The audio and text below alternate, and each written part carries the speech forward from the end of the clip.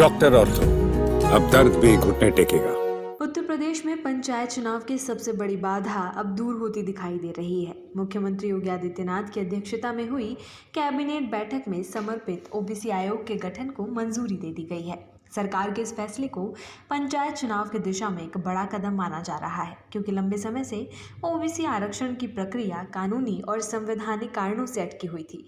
अब आयोग के गठन के बाद पंचायत चुनाव की तैयारियों को गति मिलने की उम्मीद बढ़ गई है। दरअसल उत्तर प्रदेश में पंचायत चुनाव तय समय के मुताबिक अप्रैल और मई के बीच होने थे, लेकिन ओबीसी आरक्षण की प्रक्रिया पूरी न होने की वजह से चुनाव कार्यक्रम घोषित नहीं हो सका। इसकी सबसे बड़ी वजह ये थी कि राज्य में ऐसा समर्पित ओबीसी आयोग मौजूद नहीं था, जिसे सुप्रीम कोर्ट के निर्देशों के तहत स्थानीय निकाय चुनावों में पिछड़े वर्गों के आरक्षण का अधिकार प्राप्त हो। पहले से मौजूद आयोग का कार्यकाल अक्टूबर 2025 में समाप्त हो चुका था, जिसे सरकार ने अक्टूबर 2026 तक बढ़ाया जरूर था, लेकिन कानूनी तौर पर उसके पास समर्पित आयोग के अधिकार नहीं थे। यही कारण रहा कि पंचायत चुनाव की प्रक्रिया आगे नहीं बढ़ पाई। अब योगी सरकार ने कैबिनेट के जरिए नए समर्पित ओबीसी आयोग के गठन को मंजूरी देकर इस संवैधानिक बाधा को दूर करने की कोशिश की है। सरकार का कहना है कि यह फैसला हाईकोर्ट के आदेशों के अनुपालन में लिया गया है, ताकि पंचायत चुनावों में आरक्षण प्रक्रिया पूरी तरह कानूनी रूप से मजबूत हो सके और बाद में किसी तरह का विवाद या न्यायिक अड़चन सामने न आए। नए आयोग का सबसे अहम काम राज्य में पिछड़े वर्गों की वास्तविक सामाजिक और राजनीतिक स्थिति का अध्ययन करना होगा। इसके लिए आयोग रैपिड सर्वे करवाएगा, जिसके जरिए ये पता लगाया जाएगा कि अलग अलग क्षेत्रों में ओबीसी आबादी कितनी है और किस स्तर पर उन्हें प्रतिनिधित्व की आवश्यकता है। इस सर्वे के आधार पर पंचायतों में सीटों का आरक्षण तय किया जाएगा। सरकार का मानना है कि ये प्रक्रिया पंचायत चुनावों को संवैधानिक रूप से अधिक मजबूत बनाएगी। सुप्रीम कोर्ट ने स्थानीय निकाय चुनावों में ओबीसी आरक्षण के लिए ट्रिपल टेस्ट व्यवस्था को अनिवार्य किया है। इसके तहत पहला कदम समर्पित आयोग का गठन, दूसरा वास्तविक और समकालीन आबादी का सर्वे और तीसरा कुल आरक्षण को 50% की सीमा के भीतर रखना है। उत्तर प्रदेश सरकार का एक कदम उसी प्रक्रिया का हिस्सा माना जा रहा है।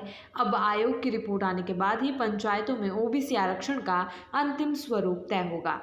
राज्य सरकार के मुताबिक पंचायतों में आरक्षण की प्रक्रिया उत्तर प्रदेश पंचायती राज अधिनियम 1947 और उत्तर प्रदेश क्षेत्र पंचायत एवं जिला पंचायत अधिनियम 1961 के तहत संचालित होती है। इसके अलावा संविधान के अनुच्छेद 243 ध के अनुरूप तैयार की गई उत्तर प्रदेश पंचायत राज नियमावली 1994 के अनुसार सीटों और पदों का आरक्षण तथा आवंटन किया जाता है। इन नियमों के तहत त्रिस्तरीय पंचायत व्यवस्था में अनुसूचित जाति, अनुसूचित जनजाति और पिछड़े वर्गों के लिए चक्रानुक्रम यानी रोटेशन के आधार पर आरक्षण लागू किया जाता है। नियमों के अनुसार एससी, एसटी और ओबीसी के लिए आरक्षित पदों की संख्या राज्य की कुल आबादी में उनके अनुपात के मुताबिक तय की जाती है। हालांकि पिछड़े वर्गों के लिए आरक्षण की अधिकतम सीमा 27% निर्धारित है। यदि किसी क्षेत्र में पिछड़े वर्गों की जनसंख्या का सटीक आंकड़ा उपलब्ध नहीं होता, तो विशेष सर्वेक्षण के जरिए आबादी का निर्धारण किया जा सकता है। यही जिम्मेदारी अब नए आयोग को दी जाएगी।